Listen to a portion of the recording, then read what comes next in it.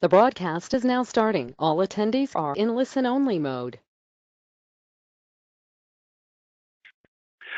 First, I would like to thank everyone for joining me today for our talk entitled The Proper Handling of Amalgam and Its Wastes, Complying with the New EPA Rules.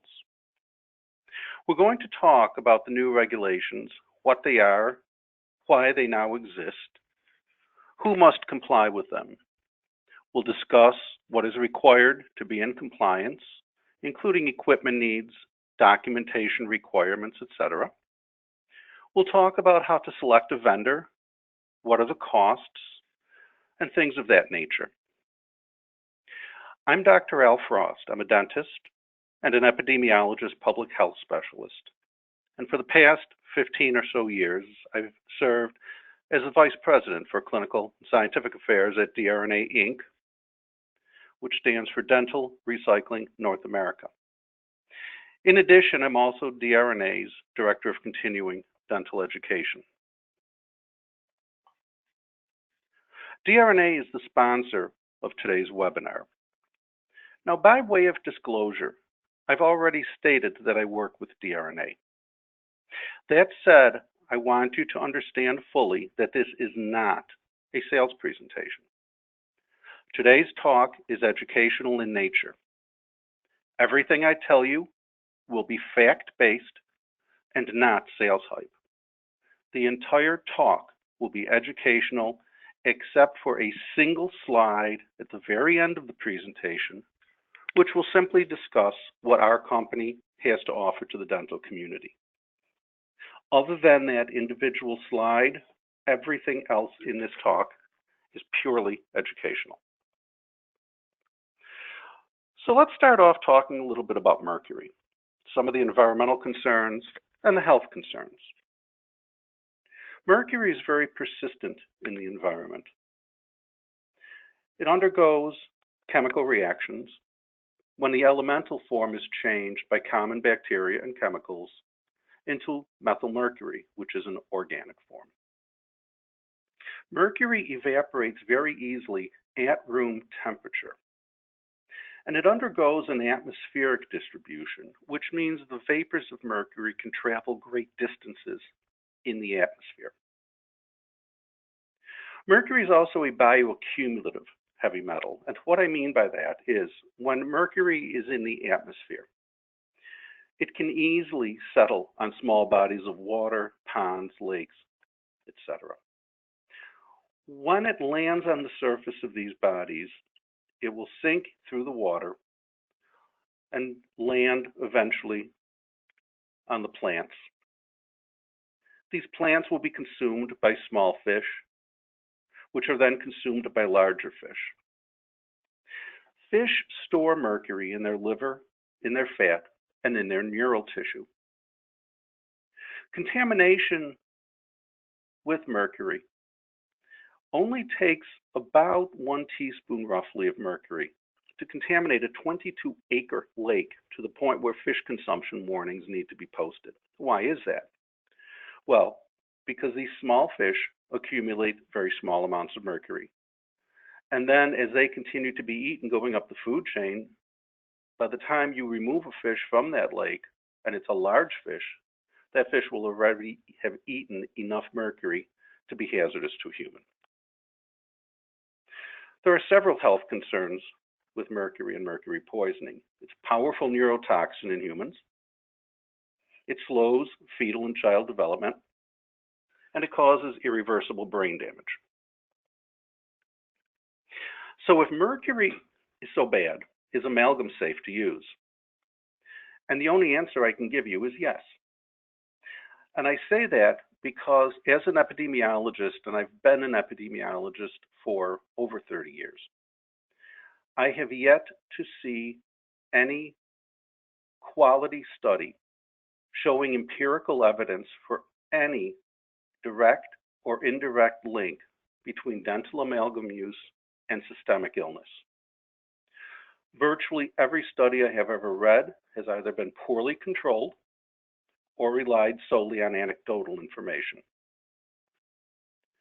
Is mercury itself hazardous? Yes. Is amalgam as a restorative material de facto hazardous? The answer is no. This is further reinforced by the ADA, which recognizes amalgam to still be a safe and stable material for use in restorations.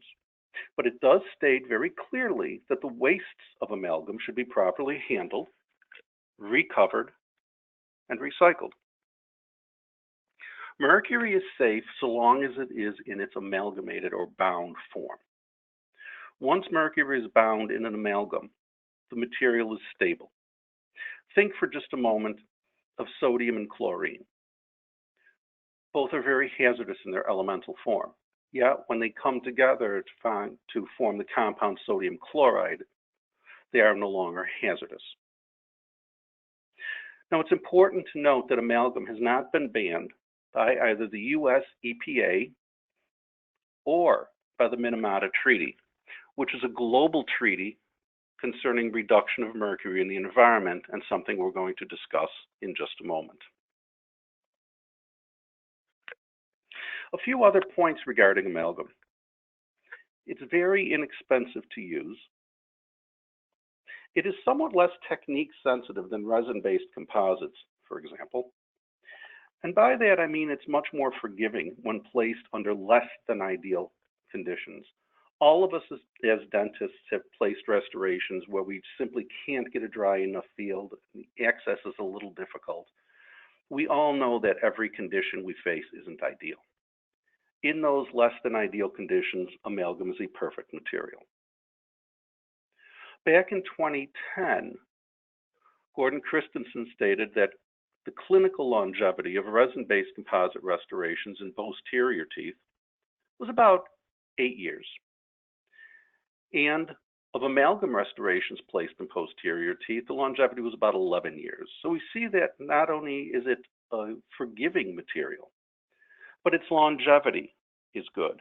And that's something that's very important when we're talking about restorations. So if mercury is bound tightly in an amalgamated form, is there any way to release that mercury? Yes, there is.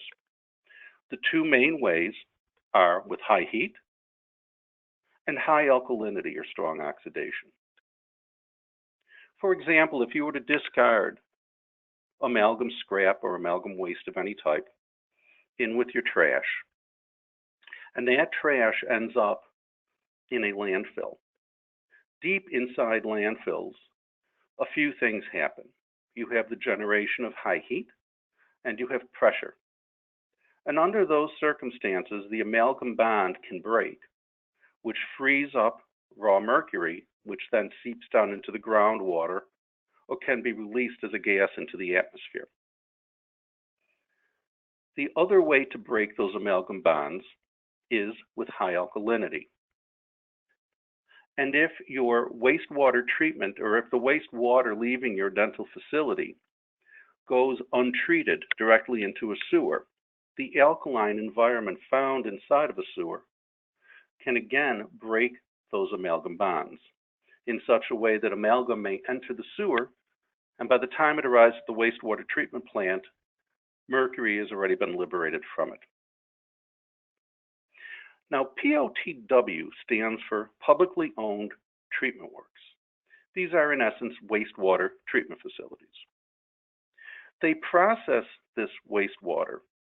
The trouble is, as I just mentioned, sometimes what enters these facilities is mercury. Other times, what may enter is fine particulate amalgam, which, during the process of treating the wastewater, causes breakage of the bonds.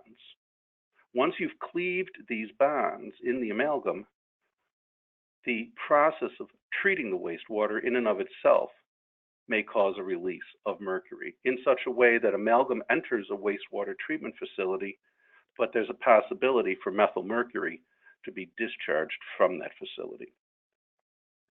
Now, at first blush, one would say, well, why not change the way the wastewater treatment facilities operate? It's very, very difficult and very expensive to convert every wastewater treatment facility, or POTW, to try to get more mercury out. As a result of that, The government's decided the best way to handle this situation is to simply remove the amalgam at the source, and that's at your office. Now, the EPA states that when you use line cleaners, your line cleaners must not be strong oxidizing or very acidic solutions. Everything used to clean your lines must be in a pH range of not less than 6 nor greater than 8. Once you stray outside of this tight range, you have the ability via those line cleaners to break amalgam bonds and release mercury. So this is an EPA rule, and part of the new rule is that your line cleaners must be somewhere between 6 and 8 pH. The days of using sodium hypochlorite bleach for line cleaners are over. You simply cannot use that anymore. Now, I want to be sure everyone knows exactly what is expected of them and how to manage this so no one gets in trouble. So let's talk a little bit about how we got to this point. The emphasis now is on prevention, and as I just said, eliminating the material at the source. Previously, maybe 20 years ago or so, amalgam waste handling became a problem, and several states enacted their own programs to deal with this. However, not that many states participated. As a result, in 2008, the ADA, the EPA, and the National Association of Clean Water Agencies signed what was known as the Memorandum of Understanding. And that memorandum called for dentists to undergo voluntary compliance as far as the proper management of their amalgam wastes. Unfortunately, this didn't work. There was a lack of cooperation, as many dentists just didn't care. They felt it was simply one more requirement, and as it was a voluntary, the cooperation just wasn't there. The sad reality is, whether we're placing or removing amalgam, it's a waste that we generate. It is ultimately, as dentists, it is ultimately our waste. And properly disposing of it is simply one of the costs we have to endure for doing business. You can think in some ways of waste management as being a total issue or a total package, much like infection control is now. Back in the 1970s, when I went to dental school, we didn't even wear gloves except when doing surgical procedures. Now, as you know in your own offices, there are full protocols for infection control. It's become an entity unto itself. Much the same way, waste management is now becoming an entity of itself. The days, I believe, of using these ad hoc assemblages of different vendors for different types of waste streams are becoming something of the past. It's got to be a cohesive program in your office in order to work properly. Now, because of the lack of cooperation with the Memorandum of Understanding, the EPA constructed a rule which is now in force and which all dentists, except a few specific categories, will have to follow. And we're going to talk about that EPA rule in depth in just a moment. I mentioned a minute ago something called the Minamata Convention on Mercury. And I put this slide up here because this is part of what we're dealing with. The Minamata Convention is an international legally binding treaty that aims to protect human health and the environment from anthropogenic emissions of both mercury and mercury-containing compounds. The convention very specifically addresses mercury-added compounds such as dental amalgam. Now, at the bottom of the screen, I put the mercuryconvention.org website up, so if you want to read the entire convention, you're most welcome to do so. You should know that 140 nations signed this global treaty, and the U.S. became a signatory in August of 2017. So the U.S. has signed on to this treaty. The treaty does not ban the use of amalgam. The reason is that they recognize that amalgam is a cost-effective material which works well in less than ideal conditions. Why is that important? Because when you look at the global population, there are many very underdeveloped countries where the only option for dental care for some of these patients is either an amalgam or an extraction. They simply may not possess the equipment to do other types of restorations outside of a few dentists in some of the larger cities, or some of the outlying towns simply may not have the infrastructure allowing for the electricity and water, etc., that may be needed. The Minamata Convention does, however, while not banning amalgam, calls for a phase down in amalgam use where feasible. It also calls on dentists to properly capture, contain, and recycle all of their wastes of amalgam. Let's walk through quickly what the provisions of the Minamata Treaty are as regards amalgam. The treaty sets national objectives aimed at caries prevention and sets national objectives aimed at phasing down amalgam use. Promotes the use of cost and clinically effective mercury-free alternatives, again, where feasible.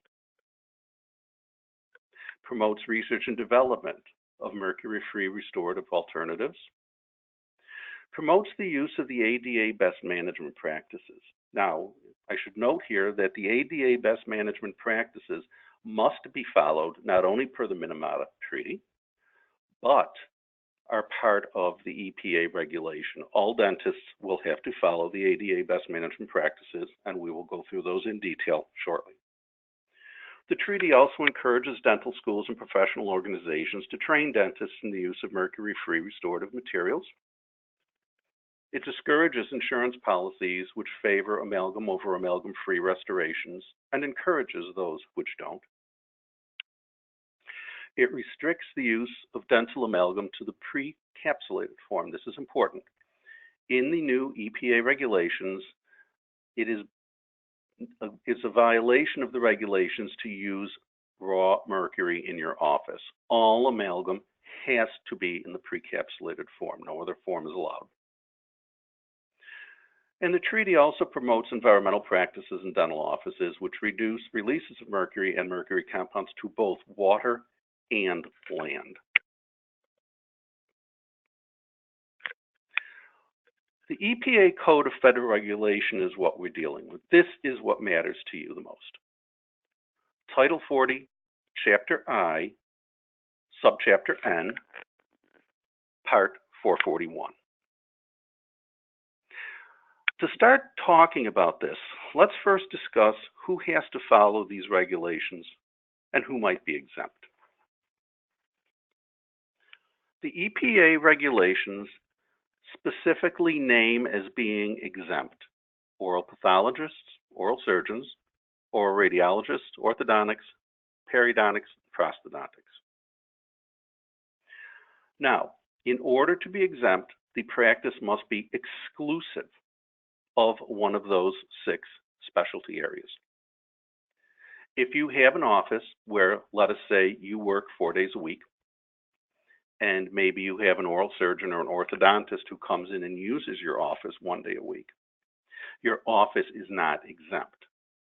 You have to be 100% exclusive to one of these 6 specialty areas to garner that exemption. The rule does not exempt, and therefore the people who must follow the rule are those practicing general dentistry, pediatric dentistry, endodontics, and public health dentists. Now, there are a couple of caveats here, but the one thing you need to know is that if you are placing or removing amalgam, anyone who either places or removes amalgam must follow the new guidelines. Now, regarding public health dentists, if they never engage in clinical practice, and some don't, then they are exempt. If, however, they treat patients, they lose that exemption because they would then be placing and removing amalgam. The only other exception here is, and the rule states very clearly, unless you only on extremely rare occasions place and remove amalgam and certify to it, you can get an exception. Now, if you're a general dental practice or you call yourself a cosmetic dentist or whatever you do, and you never place amalgam, you are not exempt because you are more likely than not removing amalgam on a regular basis. I even hear pediatric dentists tell me periodically that they believe they should not be subject to this rule. And sometimes I've asked them and they go, well, maybe every couple of weeks I use a small amalgam because it works better than a resin material or whatever else I'm doing. Extremely rare doesn't mean one amalgam every 2 weeks. Extremely rare is subjective. But in my mind, I think in order to be extremely rare, you would have to be putting in or removing less than maybe 2 or 3 a year. If that's the case, and you only on extremely rare occasions utilize or remove the material, you have to sign a separate affidavit to that fact and send it into the government agency, which will regulate you, which we'll talk about later. But across the board, if you're a general dentist, pediatric dentist, or endodontist, you're going to need to comply with this rule.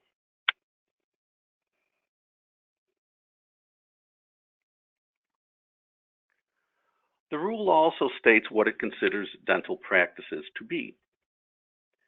It considers dental practices to be all permanent, temporary offices, institutions, clinics, home offices, facilities owned or operated by federal, state, or local governments. So, in other words, if dentistry is being done in any facility, that facility de facto becomes a regulated practice.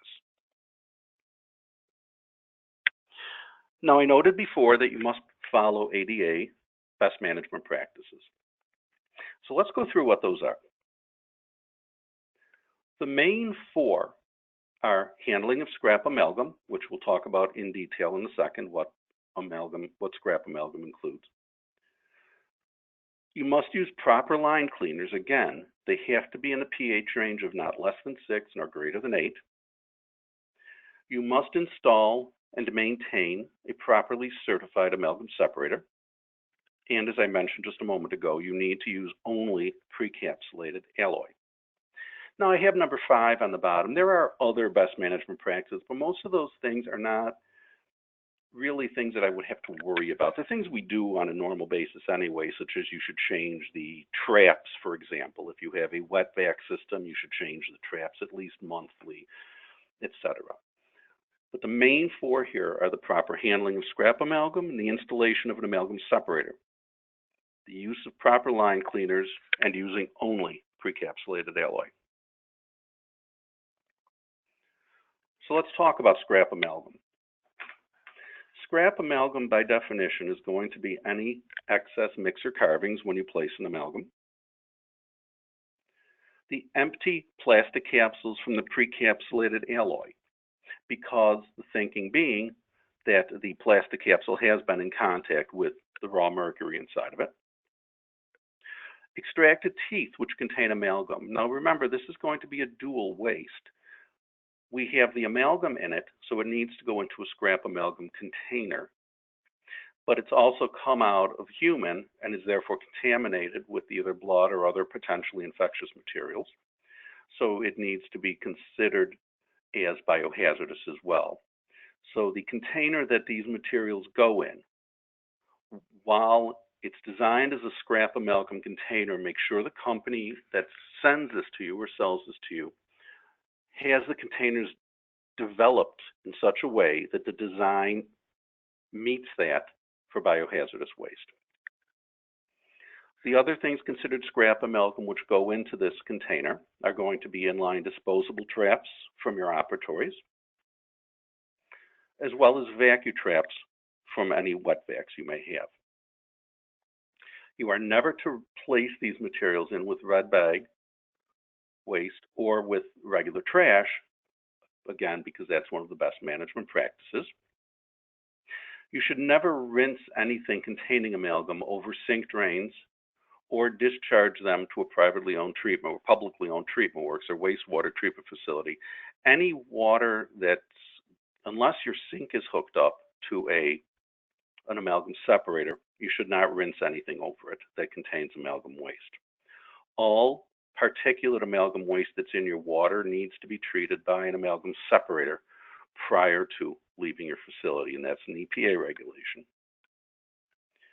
You should disinfect the traps in your office using line cleaner prior to your monthly changes. Again, a best management practices guideline. And recycled at least annually.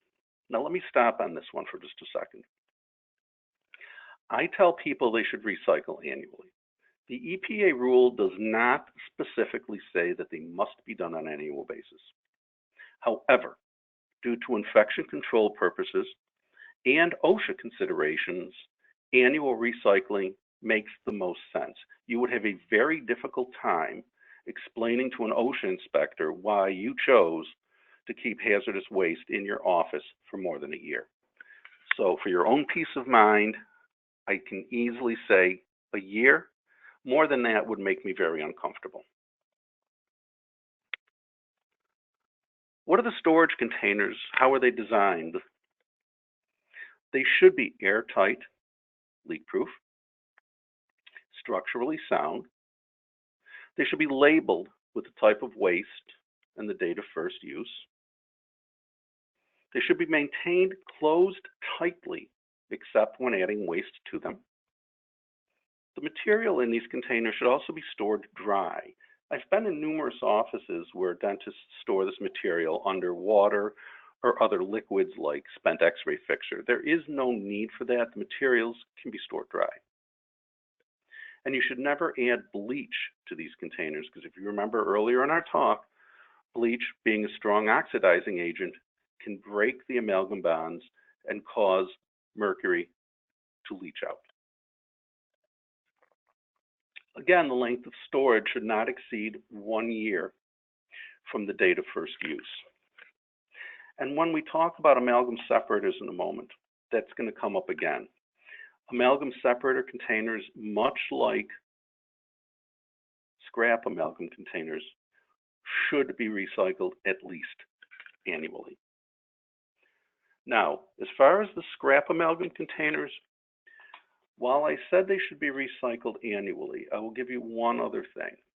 If they become putrescent, if they really start to smell bad in the office, then I would absolutely do them more frequently than once a year. Once a year is simply the maximum I would keep it. So let's talk about amalgam separators. They must have an efficiency rating of at least 95%. The testing laboratory which tests them, the laboratory scope of accreditation must include either ISO, which stands for International Organizations for Standardization. They must be either ISO 11143, 2008 certified, or they must be certified as ANSI ADA, which simply stands for the American National Standards Institute ADA specifications. So they must be either ISO or ANSI ADA certified to the specifications listed on your screen. Any other certification is simply not acceptable per the EPA guidelines. What are some of the types of amalgam separators? Well, there are sedimentation units which reduce the speed of the wastewater flow, and that allows the fine particulate amalgam to settle out of solution. There are filtration units, which, depending on the type of filter used, these may remove coarse as well as some of the finer amalgam particles. There are centrifuge units, which use centrifugal force to draw amalgam particles out of the wastewater, and there are combination units which employ 2 or more of the above technologies in combination. Of all the separators on the market, the vast majority are of the filtration and sedimentation types. These are the most common. They all have different bells and whistles. Some of these systems have alarms. Some of the units, you have to be careful when comparing these side by side if you're purchasing one, because some of the units are notorious for leaking. Some of the units will lose suction mid-procedure if the collection container becomes full. Some have filters which are supposed to last 6 months and often don't. And with some of these, someone has to check the full lines on them regularly. This simply drives up your indirect cost per unit, and a lot of times I've found that these units are not readily accessible. I have been in numerous offices around the country, and I see them in very odd places in basements. I have seen them in basement crawl spaces that are almost inaccessible. But we'll talk more about those indirect costs in just a few minutes. Bottom line is it's always going to be best to try to look for a total package, something that minimizes the amount of maintenance and monitoring that you do. What are the physical requirements of amalgam separators? They must be sized, they must receive all of the amalgam containing wastewater generated by your practice. They must be sized to accommodate the maximum discharge rate of wastewater passing through them. Obviously, they must be installed to ensure proper operation. This next one's very important. They must ensure that the wastewater does not bypass the separator. I have seen situations with certain types of separators on the market where there are upper and lower chambers. And on occasion, the upper chambers will collect material and the ports that lead from the upper chamber of the collector to the lower chamber become plugged. If that happens, waste then leaves the upper chamber and goes directly into the suction, and then the sewer bypassing the collector portion of the container. So that's a problem. So you must ensure that your unit does not have bypasses. The units must be properly maintained and must be recycled in a timely manner. What are the dates we're dealing with? According to the EPA, new practices that came online after July 14th, 2017 needed to have a separator in place before they started business. So if you opened a brand new practice tomorrow, you would have to have an amalgam separator in at that point. Existing practices have until July 14th of 2020, that's this coming July 14th, to become fully compliant and have an amalgam separator in place. Now that may look like a lot of time, but it really isn't. You're only a few months away.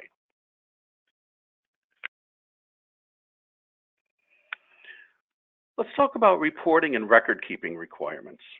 These can get a little tricky. You must file a one-time compliance report.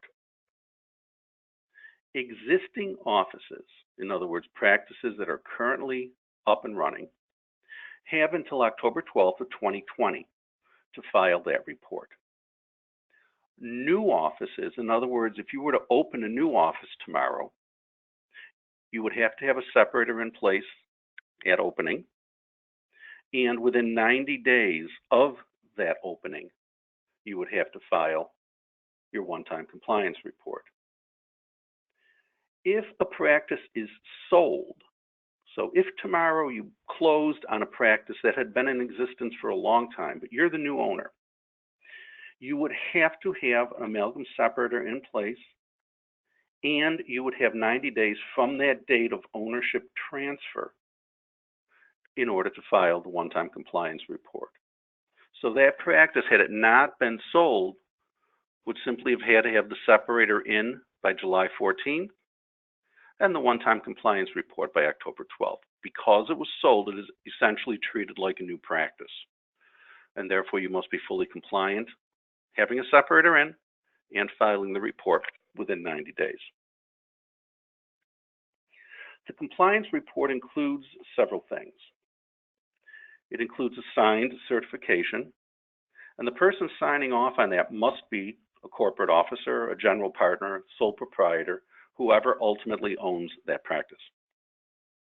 The report must include the facility name, the physical address and the mailing address, as well as the contact information for both the owner of the facility and the operator of the facility if that's a different person. Now we're still on record keeping here. As I said earlier, for a facility that does not place or remove amalgam except in very rare circumstances, you can send in an additional signed and certified statement to that effect, and you include that with your report.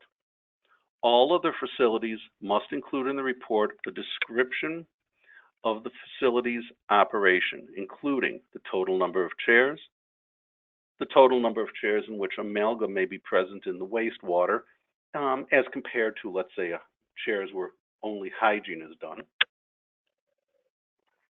a description of any existing amalgam separators, including the make, model, and year of installation, a certification that the separator is designed and will be operated and maintained according to EPA requirements, certification that the facility has implemented and will continue to use all best management practices, and the name of the third-party provider who maintains the separator.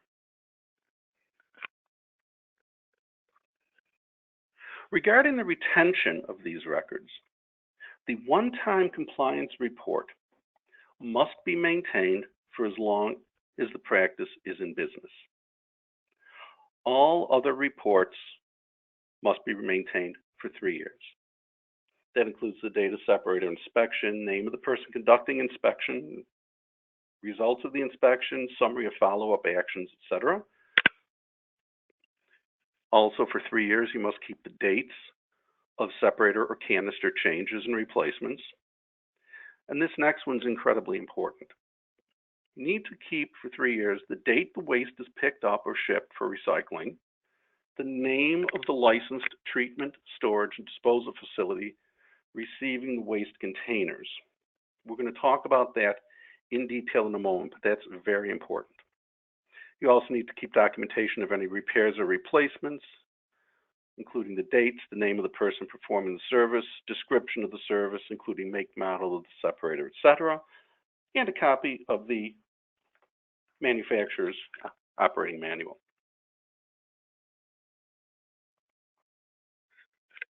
Where are these one-time compliance reports sent? In 5 states, they're sent to the state's state agency. In 45 states, they're sent to the regional EPA office or the designated state agency, whichever that state has authorized. Once the proper above-named office is contacted, they will direct you to what's called a control authority within that state, and that's the one who's designated to receive that one-time compliance and any other reports. The forms will then be sent to the control authority, which is frequently, not always, but most of the time, a local water and or sewer district. Does that sound confusing? It is. Now, I'm going to go off script for one moment and tell you, and here's a violation of my disclaimer. There is only one company that I know of, and that is our company, DRNA, which actually maintains a list of contacts for each state. So people who are DRNA customers can go and sort through this mess easier because they can use us as a resource to help them sort that out. What to look for in a vendor? Good question. No, price alone is not the correct answer. Price is really only, if you think about it, one aspect. It's much like if you have a marketing budget. Advertising is only one single small aspect of your overall marketing budget. You really must compare equipment and companies side by side. Dental dealers just sell equipment. And I have an affinity for dental dealers. I have worked with them for 30 to 35 years. But the bottom line is they're not in the waste management business. The onus is always left on the dentist to monitor the stuff, recycle it timely, ensure proper disposal, etc. Now, there are some companies out there which will have the dentist ship their waste to storage facilities in places like Florida. And from here, the material is then collected, packaged, and shipped overseas to process. With companies like these, the dentist may know where you sent your waste, but you do not know where it is ultimately recycled. There are numerous compliance steps involved to ship hazardous waste overseas. And when we were talking a moment ago about treatment, storage, and disposal facilities, I am a huge fan of using EPA certified treatment, storage, and disposal facilities. Why? Because in order to be in business, a treatment, storage, or disposal facility needs to be licensed or certified by somebody. In many cases, they're simply certified by states. The best way to go is to make sure that whatever treatment, storage, and disposal facility is receiving your waste is EPA certified. It is not law. You do not have to do this, but it should give you great peace of mind, and it's your safest option. One, because you know the waste will be recycled in the US. And two, they will provide you with proper documentation. The bottom line here is you, as the dentist, are the one ultimately liable as the waste generator. So you really need to have cradle-to-grave control over this. Now, as I said before, the company which ships waste overseas from Florida, for example, issues dentists something called a certificate of receipt. The problem with a certificate of receipt is that it simply means that the waste was received at their storage facility. It does not automatically mean that the waste was properly recycled. So the dentist thinks they did the right thing and doesn't realize that the certificate they have is less than what they should have, as the dentist can't name the facility where the processing or recycling actually occurred, and in many cases can't even name the country where it was done.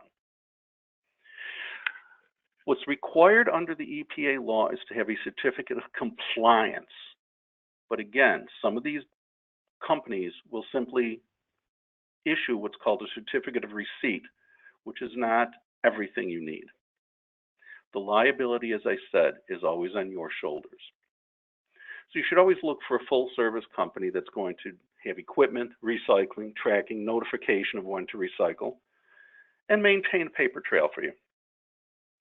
Otherwise, you're taking a chance, because some of these companies, in order to reduce their operating costs, simply shift the burden of liability back to the dentist. And I don't want to see any of you in that position. Now, as a dentist, I know if I have to do something, I will do it. As an epidemiologist, I want to make sure if it's something of this nature, like proper recycling, that it's done correctly. And putting on my MBA hat for a moment, I want to make sure I'm doing it at the most reasonable price. So you really need to compare things side by side. What are some of the costs involved? Well, those that claim to be the least expensive option rarely are. If someone tells you they are the least expensive option, ask them for proof, written proof. What you have to know is that there's something on the majority of these containers and collectors that are, it's called the full line. These containers, most companies and most dealers, because they simply don't understand the regulation in detail, nor do they necessarily understand waste management in detail, and I'm not faulting them, they simply don't know that. They're selling you something, a separator, or what have you, as a commodity, not as a package or process. A lot of times they'll tell you that, oh, you only have to recycle this annually, and they'll tell you what your annual cost is. But if you look really close at the fine print, it not infrequently says recycle annually or at full line, whichever comes first. Now that's hidden in the fine print. Why is it hidden there? Because it states that the unit may fill faster in a busy office. So if you have a busy practice, you may be changing these much more frequently, which is driving up your cost. So the annual cost up front may sound great until you find you're paying a lot more than the annual cost by filling the containers more frequently. I'll give you an example. Most of the clear containers fill in less than 6 months. They look big, but if you look really close, the full line is very low on the collector, so that there's room in it for the material to sediment out of solution. The debris holding capacity on many of these units is actually quite low, around 700 milliliters, which is about 3/4 of a quart. That's not a lot of space when you're talking about these filling up with amalgam sludge, pumice, resin filings, etc. They tend to fill up quickly. So the annualized cost is not always your true cost. Direct costs are going to include things like the new containers and the recycling of the containers over time. Now, today's price, we all know, is not, in most cases, going to be what you're going to be paying next year, the year after, or the year after that. The prices will continue to go up. The indirect costs, and this is important, and a lot of dentists don't really think about this. For some of these units, you have to have staff members checking the full line levels on a daily basis, some on a weekly basis. Some of the units require that you manually decant liquid daily. Now, just think for a moment. If it requires 15 staff minutes a day to locate wherever you have this thing stored, to check the full line, to decant liquid, let's say that's an hour of staff time a week on a 4-day week. On a 50-week year, that's 50 hours of staff time a year. Now, if that staff member is making, let's say, $15 an hour, and they've spent 50 hours doing this, you're wasting $750 a year in indirect costs. So it's best to fix your cost in order to control your cost, and also control your liability, and at the same time, you're remaining fully compliant. And we'll discuss how to do that in just a moment. This is just a list of a few questions you should ask your dealer or your vendor. Ask them, will your company give me a written guarantee that I will not reach the full line on your unit for one entire year, thereby ensuring that I will only need to purchase one new container per year? I can guarantee you when you ask that question, the answer is going to be no. Why? Because they're telling you an annualized cost, but they know that these are going to fill more frequently. If the container fills quickly and I require changes more than once a year, will your company provide those additional new containers and their recycling, shipping free? Again, I can guarantee you the answer will be no. Will your company give me a written guarantee that the cost of my new containers and the shipping and recycling will not increase for at least the next 5 years? Will your company track my recycling and let me know when it's time to recycle? Will your company provide proper, and I underline the word proper, documentation so that I don't need to worry about liability associated with mishandling or overseas shipping? Make sure that the certificate you get is a certificate of compliance, not a certificate of receipt. Will your company maintain a paper trail concerning my recycling for an indefinite period of time? See what they say. I guarantee you in most cases, they will not do any of these. I told you at the beginning of the presentation that at the end I would have a single slide discussing our company DRNA. This is that slide. The DRNA solution. DRNA is a full-service waste management company exclusively for dentists. We've been around for a few decades already. We handle all waste streams, whatever leaves a dental office which requires special handling, be it X-ray chemistry, pharmaceuticals, sharps, red bag waste, amalgam, etc. We're a full-service company in that we provide the equipment, the recycling, we track the waste, we notify the dentist when it's time to recycle so that you don't have to worry about missing a recycling date. We maintain long paper trails for you, and this is all done in the US.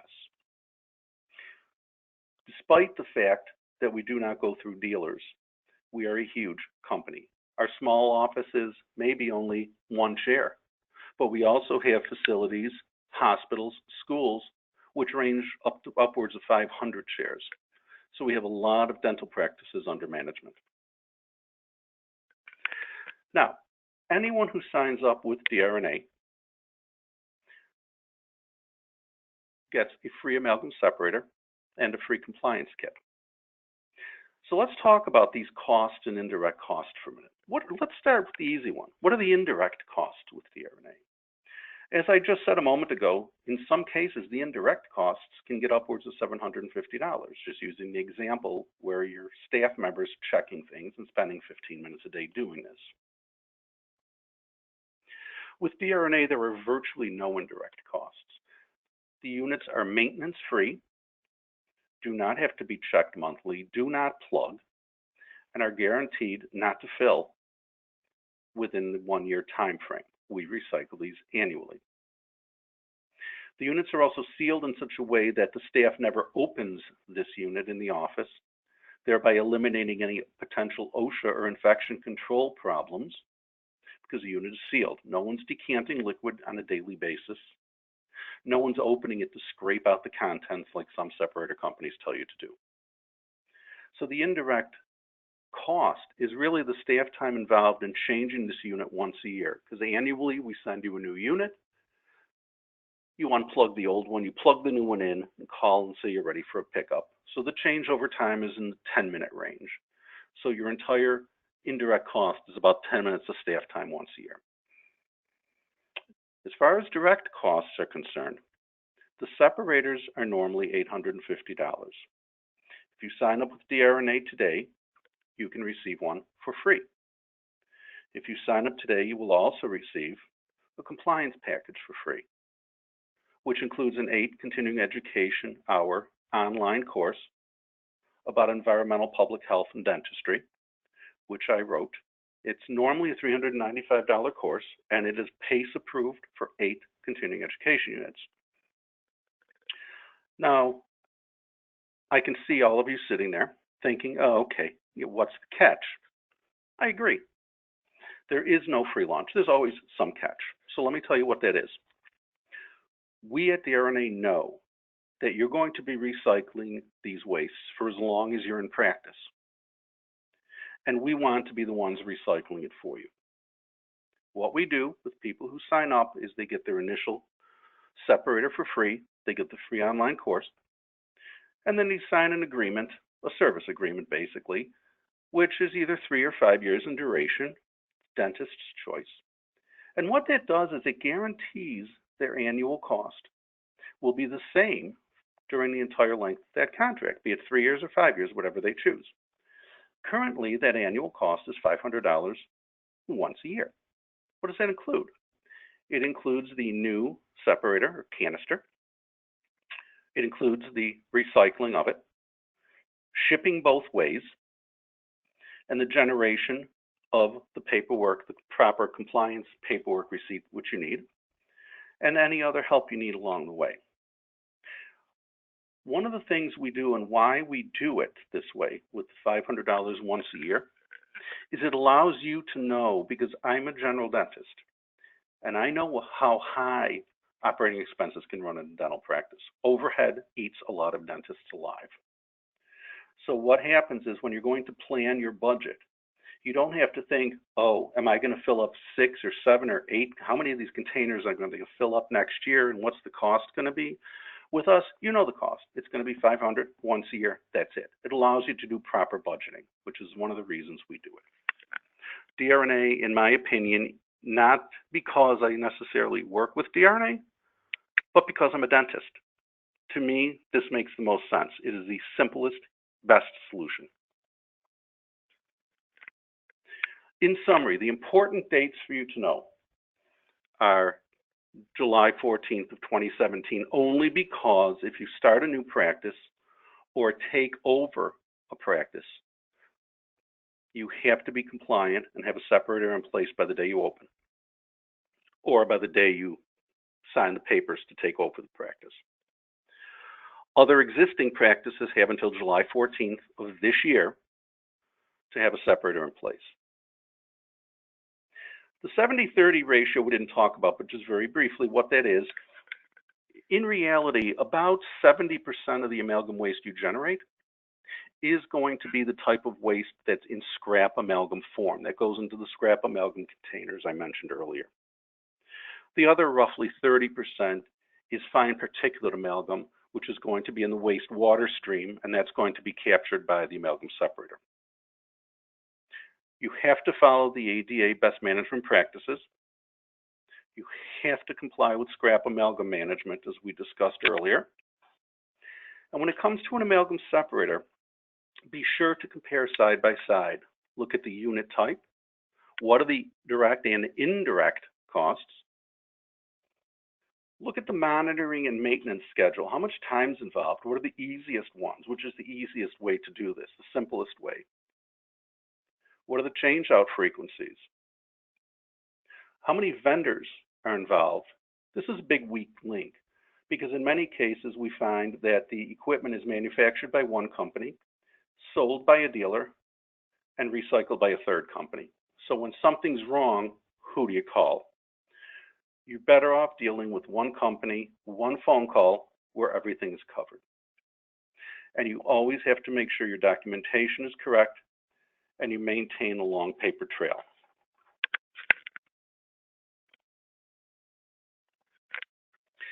If you have any questions regarding this talk, please feel free to call us at DRNA at 1-800-360-1001.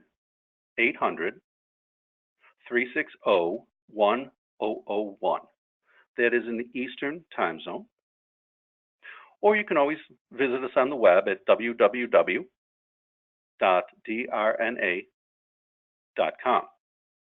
Again, I want to thank you for spending this time with me, and have a great rest of the day. Thank you. Goodbye.